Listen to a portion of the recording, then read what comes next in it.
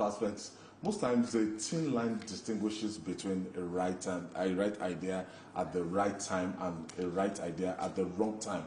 It takes ingenuity for policy makers to make the distinction. Nigerians have continued to bemoan the effects of the different tariffs, taxes, and levies imposed by the federal government and service providers in the country. The latest is the introduction of a 0.5% cybersecurity levy by the Central Bank of Nigeria, CBN, in a circular to commercial, merchant, non-interest and payment service banks. Some experts said it will worsen inflation and impede growth of businesses in the country. As such, groups like the Socio-Economic Rights and Accountability Project, SERAP, and the Nigerian Labour Congress, NLC, called for immediate withdrawal of the directive. Jide, what is this cyber?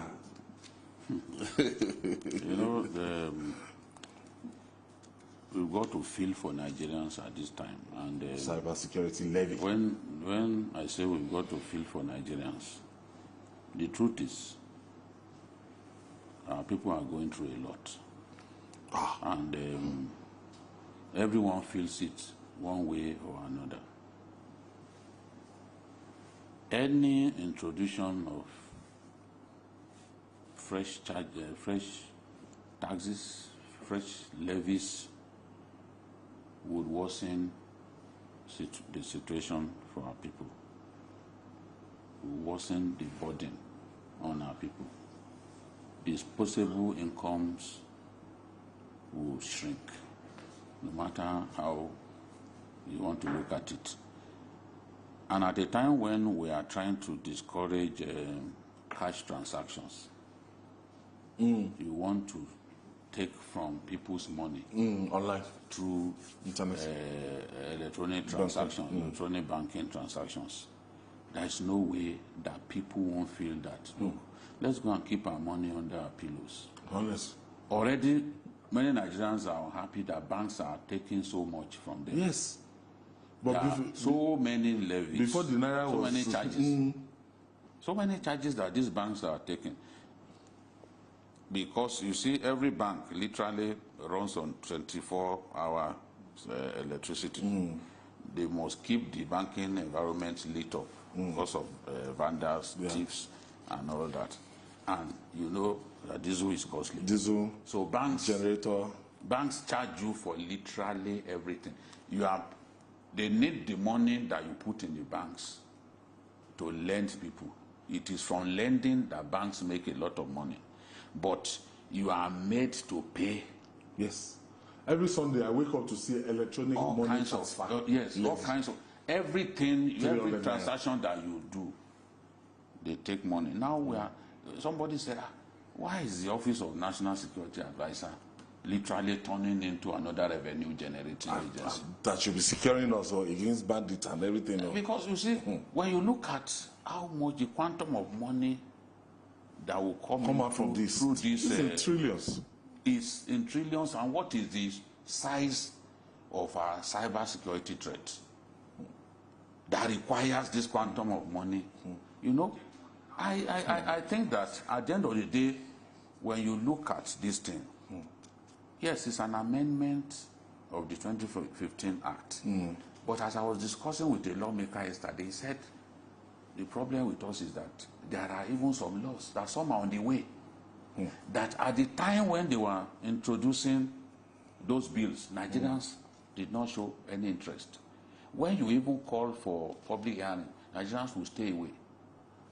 It's now that people are getting to know the full effect of this legislation. Yes, and it's not, no, they are blaming Ajuaju for it, but he wasn't the one that initiated it.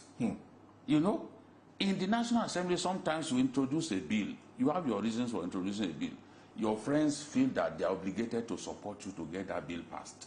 Some of them without having a full grasp of what the bill is about. Yes. So anything that would take out of the disposable income of the ordinary Nigerian, you should expect that there will be a pushback. Backlash. Because you can see rapid inflation is what we are experiencing. 30%. We need to create a situation that allows Nigerians to breathe. This is my view. If I were the president, I will not approve this. I will do whatever. Yes, it's the National Assembly that came up with this bill, and is already passed into law. If I were the president, I would discontinue the implementation of this thing. We need to improve the machinery for collection of taxes.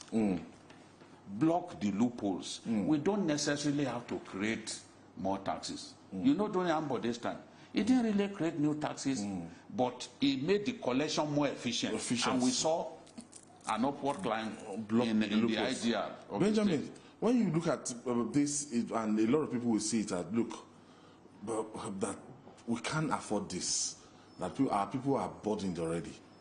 Yeah, there are a lot of things that we cannot afford, but we are paying for.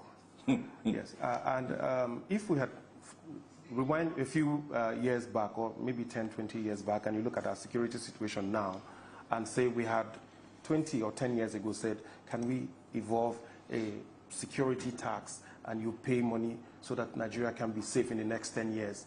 I'm sure as at that time we will not like it. But by now, if you had asked that question, going by what had happened in our security, you will say, look, we want to pay anything to just be alive, to be safe in Nigeria. Particularly those times where the bombs were going off. And I'll say the same thing about this. To look at our security, cybersecurity threat now and ignore it is a big problem. Because as little as it is, in fact, NSAS was tied around that. You see, they give it a whole lot of names. And you think it's as simple as, say, somebody just cyberbullying or stealing money or a threat to one country or the other. I think it's bigger than that. And it's a big problem that has not been totally unraveled, and it's something that is coming at us fast. Okay, let's take this call from Stephen. Stephen is calling us from Abuja here. Thank you for joining us, Steve. Hello? It's nice having you in the studio today. Thank you, Steve. Right. My contribution this evening is this, in order just to make it brief. The economy is just starting on a reboot system, which the Tinubu administration is trying to stabilize the economy. Now, the subsidy removal has so many going on in the country that has affected every sector of the economy. Everything.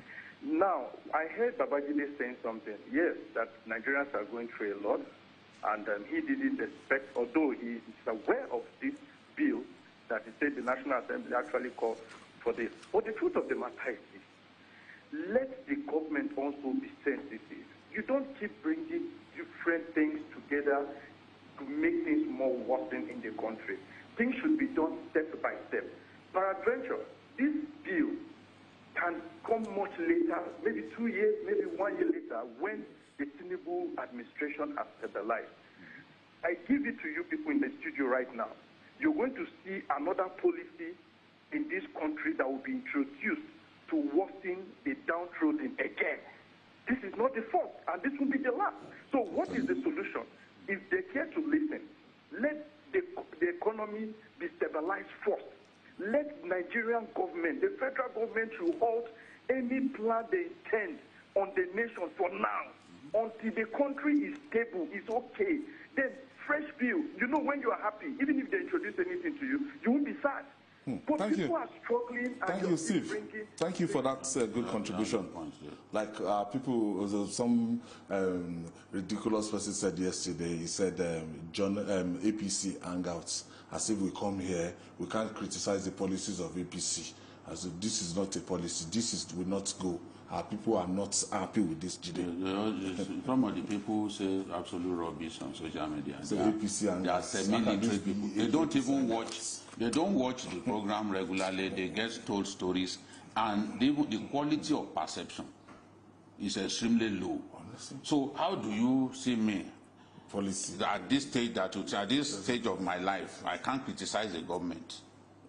What am I doing if I cannot criticize what I believe is right? How many times have we criticized the policies of this government? Okay. We criticized the policy and the government changed. Yes. When the president came up with this idea of 8,000 naira, Yeah. you remember, we did 3 different episodes on it. to say, no, you can't do this. Yes. He changed his mind. Yes. When, and the listening president. look at the second one. When they wanted to turn universities to revenue generating agencies, yes, we said, no, this is wrong. They changed their minds. So those people, some have decided to hate us because we didn't agree that their candidate won an election.